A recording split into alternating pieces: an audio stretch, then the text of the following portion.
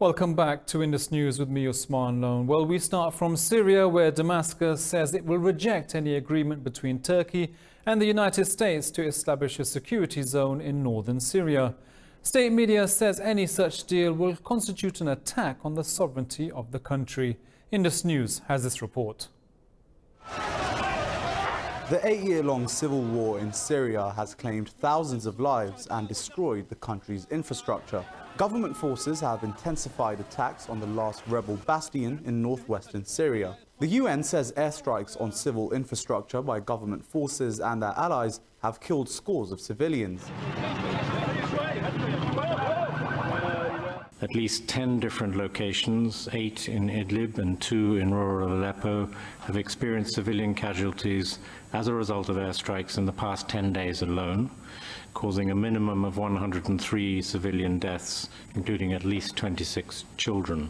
A UN human rights official criticized the Security Council for failing to prevent civilian casualties. Airstrikes kill and maim significant number of civilians several times a week, and the response seems to be a collective shrug, with the Security Council paralyzed by the persistent failure of its 5 permanent members to agree to use their power and influence to stop the fighting and killing once and for all. The UN says more than 400,000 people have been displaced in northwestern Syria over the past 3 months. Now moving on to Afghanistan, where the Taliban have captured Manjan district in Afghanistan's eastern Badakhshan province. The district police chief Abdul Wali said the government did not send any reinforcements despite repeated calls for 2 days. The district, known for its semi-large precious gem deposits, fell to the Taliban after 4 days of heavy fighting. The district police chief, along with 40 soldiers, fled to Nuristan province while dozens of others surrendered. Manjan district shares borders with Nuristan, Panjshir and Takhar provinces.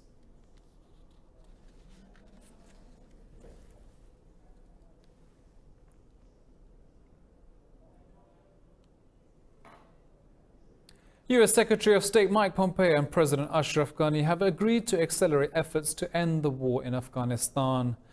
Mike Pompeo was talking to the Afghan president and assured him that the United States is committed to conditions-based troop withdrawal. The General Joseph Dunford, Joint Chiefs of Staff, was also there, and Special Envoy Zalmay Khalilzad are in Kabul to discuss forces withdrawal as well. Violence has recently flared in Kabul, with 2 explosions jolting the capital city. The UN Security Council is meeting to discuss the security situation in Afghanistan. Now, this comes after Afghanistan's President Ashraf Ghani and UK Secretary of State Mike Pompeo decided to speed up peace talks. Kabul was rocked by 3 bombings yesterday, in which 11 people were killed. The upsurge comes days before the start of campaigning for scheduled presidential elections in September.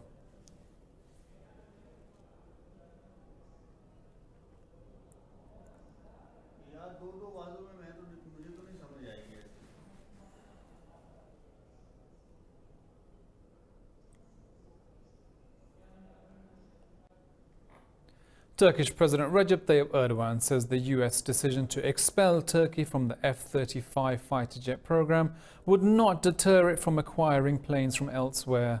Last week, Washington dropped Ankara from the program, saying its acquisition of Russia's S-400 air defense system undermines NATO security. The US has warned Turkey not to make the Russian system operational. In an interview, US Secretary of State Mike Pompeo said Turkey could face sanctions if the missile system was activated. Now, this comes after the Turkish military announced it had taken delivery of the second shipment of the equipment from Moscow. Turkish government forces have killed 8 Kurdish militants in southeast Hakkari province that borders Iraq. The Foreign Ministry said the militants were targeted by Turkish jets in an air-backed operation over the rural areas of Yüksekova district. Ankara alleged that those killed in the raid were part of the PKK, which Turkey identifies as a terrorist organization. It said the ongoing military raid is part of domestic security operations to secure the area. North Korea says its latest missile launch was a warning to South Korea to stop joint military drills with the United States. Kim Jong-un said Pyongyang will not stop developing powerful weapons to guard itself. He also warned Seoul against importing weapons from the US. The US-South Korea Joint Military Command said the missile launch has no effect on their defense posture. US Secretary of State Mike Pompeo said the launches are part of Pyongyang's negotiation tactics. He said working-level talks with North Korea could start within a few weeks. Now, the US has said that Iran test-fired an Al-Shahab 3 missile 1,000 kilometers from southern Tehran. The reported launch comes in the wake of strained relations between Tehran and the West. The Pentagon says the missile's range is part of Tehran's efforts to improve its range and accuracy. It says the missile does not pose a threat to shipping or US bases. Meanwhile, US Secretary of State Mike Pompeo says he will visit Iran for talks if necessary in order to resolve tensions. Iran has neither confirmed nor denied the testing of the Al-Shahab missile. Palestine has suspended all agreements signed with Israel. President Mahmoud Abbas says Palestine will not bow to Israeli dictatorship. This comes after Israel demolished a number of Palestinian houses in occupied East Jerusalem, a move that prompted international criticism. At a Palestine Liberation Organization meeting in the West Bank, Abbas said the move is a response to Israel's violation of signed agreements. He also called on the international community to take a stand on Israeli violations in the Palestinian territories. Abbas said it's time to implement the reconciliation deal between Hamas and Fatah, which was brokered by Egypt. The United States has imposed sanctions on 10 Venezuelan nationals, including President Nicolas Maduro's stepsons. The Treasury Department has levied restrictions on transactions by Maduro and his business partners, accusing them of corruption in food imports. Washington accused the Maduros of embezzling hundreds of millions of dollars from food import contracts amid widespread hunger in Venezuela. In recent months, the US has escalated sanctions against Venezuela, which is struggling with a political and economic crisis. Venezuela's government has denied any wrongdoing, saying the American accusations are part of an economic war to bring down Maduro.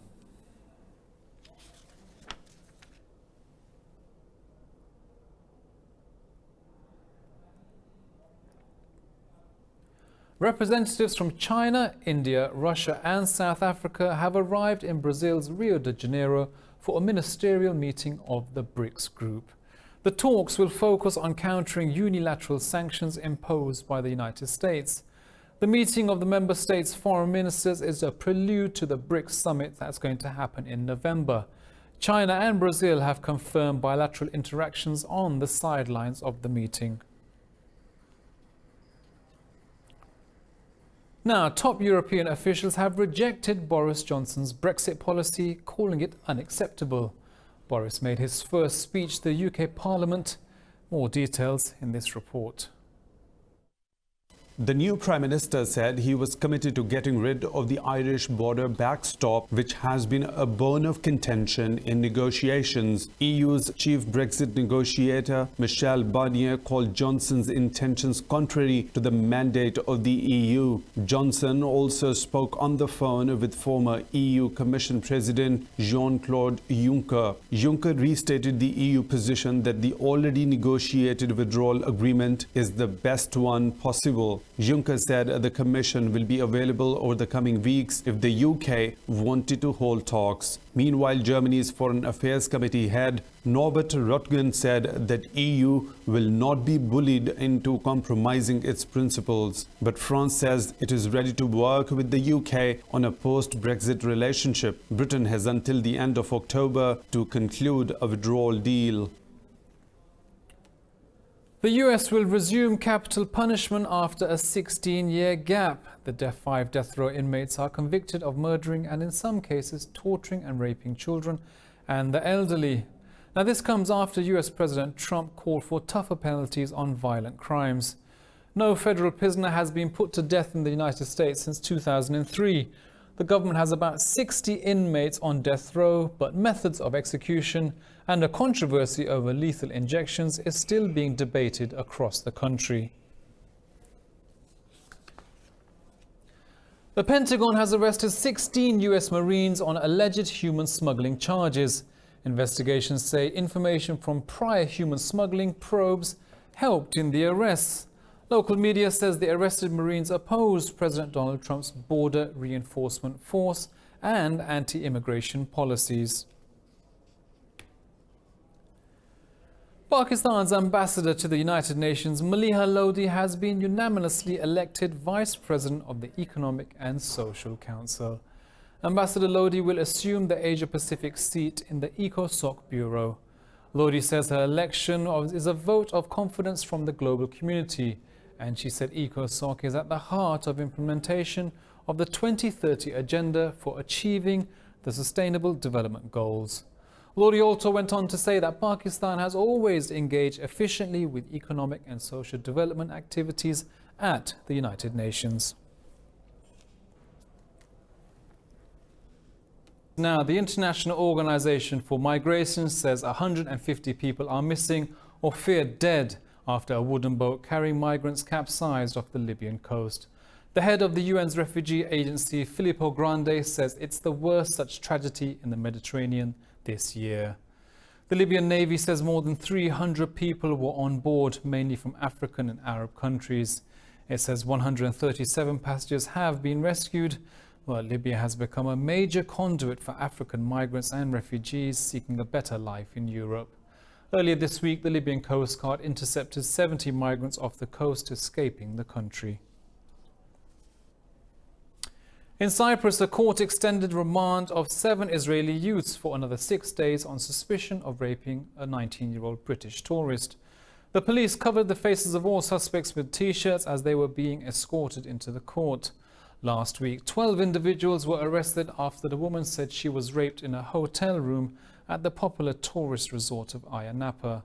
5 of them were released yesterday, and the suspects and the alleged victim were holidaying in the resort known for its all-night party lifestyle. In India, BJP party nominee B.S. Yediyurappa sworn in as Chief Minister of southwestern Karnataka state. This comes 3 days after the Congress-led coalition government collapsed after losing a vote of confidence. The state government collapsed after 16 coalition MPs resigned and defected to the BJP. This is Yediyurappa's 4th stint as Karnataka's chief minister. An international doctors consortium says Congo's Ebola outbreak is getting worse because of a lack of awareness and health facilities. The UN's World Health Organization declared a global health emergency following the outbreak in the country. The International Medical Action Alliance said a majority of victims are dying at home without medical care. They said patients are reluctant to go for clinical trials for fear of dying in isolation away from their families. Congo's health ministry says victims' families are contracting the disease at an alarming rate. Over 1,700 people have been killed by Ebola in the DRC this year so far. The European Commission's president-elect says the bloc plans to launch a special fund to wean members off of fossil fuels. Ursula von der Leyen revealed the plan during her visit to Poland. Indus News has this report. Leyen said the EU will create the Just Transition Fund because new technologies being adopted in the region require investment. Meanwhile, the EU has also asked the bloc's top court to take action against Spain and Bulgaria over poor air quality. According to the European Environment Agency, nitrogen dioxide causes about 9,000 premature deaths every year in Spain. We need to care for our earth we live off, and that we want a healthy and clean planet. And therefore, we have to step up with climate change, which means a lot of innovation and clean technology. With the UK scheduled to leave the EU by October 31st, Leyen said she will launch consultations on the bloc's future after she takes office. Now, while eco-terrorism is booming around the world, a Dutch company is offering innovative cruises alongside Amsterdam's famous canals. Participants aim to fish as much plastic waste as possible during a 2-hour boat tour. More in this report. I don't want nets in my face, all right? Equipped with fishing rods and thick gloves, a group of people peer into the water from one of the many boats lining Amsterdam's famous canals. But it's not fish they are hunting on their cruise along one of the Dutch capital's most famous tourist attractions. It's plastic. You find a waste bin and it's already full. People put their stuff just underneath the waste bin, for instance, and one person starts and the other does it also. So before you know, there's a lot of waste on the streets. And then it begins to rain, or it begins, the wind begins to blow, and it rains or blows into the canals. The canal cruises run by the Dutch group Plastic Whale are reeling in big business. In 2018, they drew 12,000 visitors, and this year the company expects more. Obviously, you're on the beautiful canals of Amsterdam in a really nice boat, but at the same time you're active as well, and you add something positive to the canals and to the city because you're making it cleaner. Last year, the thousands of amateur fishermen and women on Plastic Whale's boats collected 46,000 plastic bottles. They fished out a bizarre range of objects, including shoes, bleached out soda cans, wine bottles, and even nappies. Really enjoyed it, but also it's really eye-opening just how much rubbish there is in all the canals. So. Plastic in sea, rivers and other waterways is a problem around the globe, causing harm to marine ecosystems. Amsterdam is increasingly a victim of its own success, with its canals and architecture attracting 18 million visitors last year. In Romania, an interpreter brings a music festival to life for the hearing impaired. Using her hands, Amber Galloway Gallego translated the music into sign language. It's the first time a major festival was made accessible to the country's hearing impaired community. Indus News has this report. The Electric Castle Festival in Romania takes place every year, but it became more inclusive this year. To make the hearing impaired feel the beat, Gallego took to the stage and interpreted the music for the differently abled community. The move was appreciated by the hearing impaired. I really like to go to festivals. I have been going to festivals for the last few years. The atmosphere is beautiful. I feel integrated and I feel very good communicating with people. I like to communicate by sign language, but I also talk to them and greet them. According to Romania's Labour and Social Justice Ministry, over 23,000 people with hearing disabilities live in Romania, and many of them struggle in their day-to-day life. However, this doesn't stop them from living their dreams to the fullest. I very much like to dance. I go to dance classes when I have time. Sometimes I go, some other times I take a break. I like to dance salsa and bachata. It is hard because I have to follow the steps, I have to follow the rhythm, but I trust my dance partners, and then I know when I'm being led, I can do it. People with hearing disabilities say more events should be organised to integrate them into the community.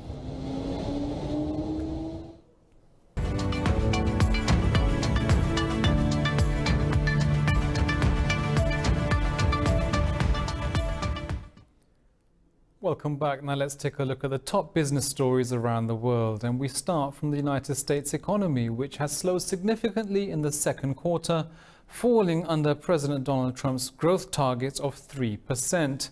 The economy grew at an annual rate of 2.1% in the second quarter, as opposed to 3.1% in the first.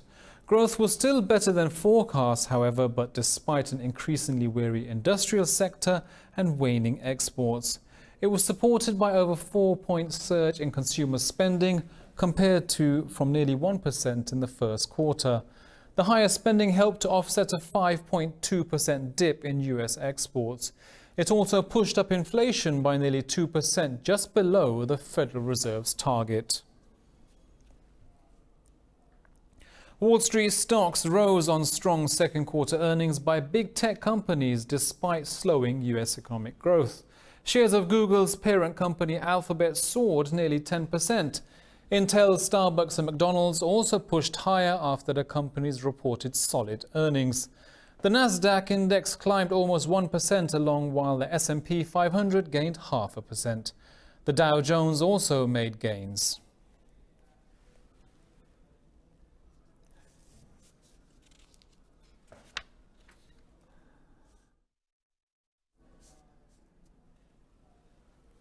Seoul has said North Korea's economy has shrunk in 2018 for a second straight year, and by the most in 21. It said international sanctions and severe drought are forcing the economic contraction. South Korea's central bank says Pyongyang's gross domestic product has shrunk by 4.1% since last year. It says the country's international trade fell 48.4% in value during 2018. North Korea's agriculture, forestry and fisheries sector have also been shrinking by the 1.8%.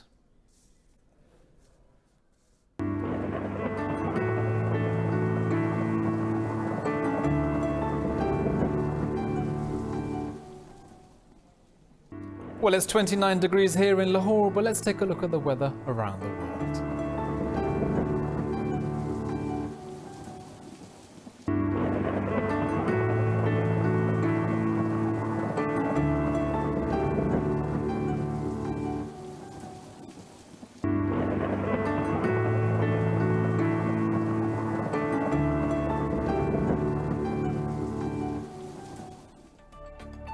Well, that's the news for now, but headlines are next, so do stay tuned for further updates on Indus News.